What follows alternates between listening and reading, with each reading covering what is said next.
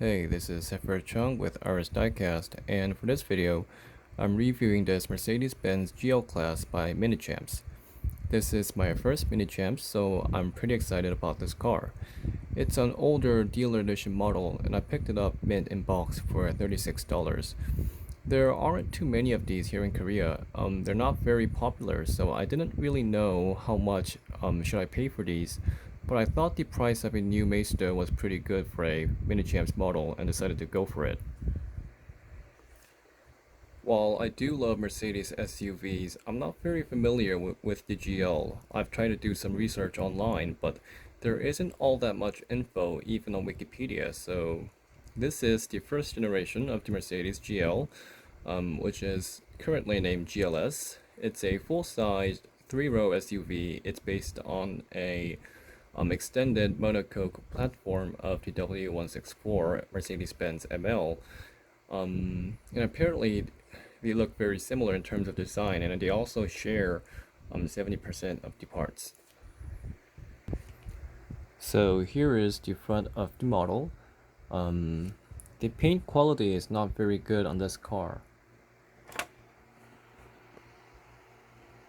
You can see that the paint job is not perfectly smooth. This is a common problem also found on some Kyosho and Hot Wheels cars. And the grills up here, they're completely blocked, just a plain piece of plastic on them.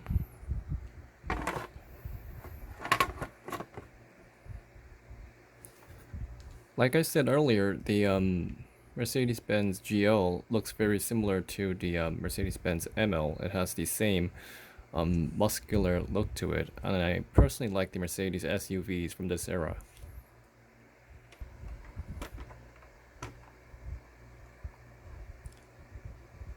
The headlamp details are pretty good.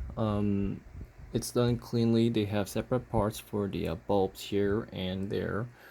The front grille, it's made out of chrome plastic, like the it has the same chrome look like the real car.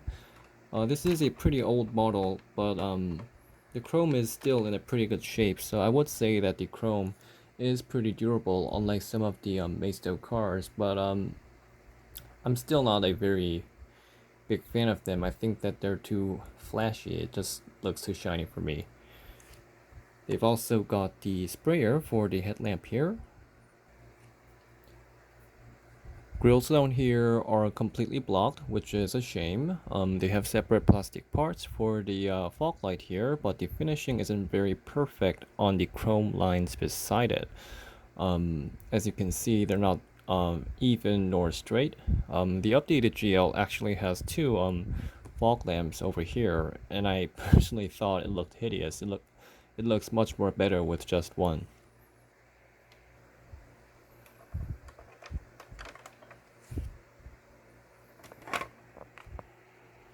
The engine room detail is absolutely horrible. It is one of the worst that I've ever seen, and Minichamps should really be ashamed. It's absolutely unacceptable that they would do this. It's all in a single piece, although it has some depth to it. It's all in black color, so there's no paint, there's no detail, there's no stickers of any kind. There's just nothing to see here at all. The least they could have done was painting these lines over here in the hood covers silver, but they just didn't bother. Off to the car looks a lot more boxy and rectangular than the W164ML, probably because the rear roof over here is a bit higher for the third row passenger headroom, while the ML has a slight of a curve in the rear. The ML also has pretty curvy and elegant C-pillar, while this one is just, well, rectangular. There's not many curvy lines in this car. It's pretty boxy, and it clearly indicates that this is a full-sized SUV. Here are the rims. Not a big fan of them. They have a soft glow, and I thought it looked pretty cheap because of that. They do have the brake pads and the disc brakes back there, but it's just there, nothing more than that. It's not very well detailed. There's no texture expression on it, nor there is any paint job on it. The side mirrors have this separate plastic part for the side indicator, and I thought that was pretty sweet. Cheaper cars just paint these on. We do have some chrome lines on the window edges over here and down here. They're okay, they're not too thick like some of the cheaper cars, but nonetheless, they're not perfectly finished. As you can see, the rear passenger door's chrome strip is slightly higher than that of the driver's door, and also they've used chrome parts for the door handles over here, and I kind of like how it's thin.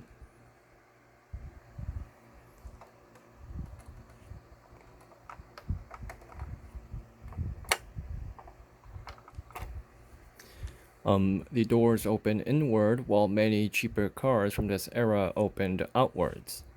It has a pretty neat door opening angle, and again I like how the windows are pretty thin. It does look a little bit weird if it's too thick. The door panels are pretty simple, and I have to admit I may have been expecting at least a little bit more detail to it, you know, like the window opening switches over here, also the wood trim on the door panels, and the rest of the interior is pretty bad. They've just painted it in a monotone brown color. There's no wood texture at all. The interior is pretty clean, and I like how everything is in an appropriate size. You know, some of the cheaper cars have enormous steering wheels and other stuff like that. Nothing is too big nor small. I mean, the paintwork on the plastic, well, except for the wood trim, is extremely nice. Even the buttons on the steering wheel and the radio is done nicely. And for that matter, the cup holder as well. The plastic quality is not bad. It doesn't look like garbage, but like some of the cheaper cars, but the seats don't look all that welcoming or comfy. It just doesn't, you know, feel like look like leather. One thing I was surprised to find is how this model lacks seatbelts, which is pretty odd considering how even Maisto and Barago does seatbelts like 4 out of 5 times. While the interior up front was handsome and pretty well made, the same cannot be said for the rear. I mean, just look at the vents down here. It's not painted at all, and God, I mean, I would have understood if the rear doors didn't open, but seriously, it's just bare. There is no carpet on the floor, and I think it would have been a lot better with carpet, which is again a shame. Here is the rear of the car. Personally, I like the rear of the ML better because the rear lamps just seem too small, and it doesn't fit very perfectly on the model. There's a bit of a gap between the body and the rear lamp, and I was really disappointed by the level of finishing on the rear lamp. The Mercedes logo is not a separate emblem part, contrary to what it looks like. They've just printed it on the body, but it's slightly raised. It's slightly higher above the rest of the body to give it a more cubic effect. There's no kind of badging to tell what kind of GL this is. There are chrome strips for the trunk handles and this thingy down here. Again, it's too shiny for me. They also did a pretty nice job for the reflector down here. There are no pegs, and they have used separate plastic parts for it. The exhausts, they are done pretty nicely. It's open, so yeah, it's open, and it is finished very nicely, and it's also well shiny. The model does offer opening rear trunk, although there isn't really all that much to see inside here.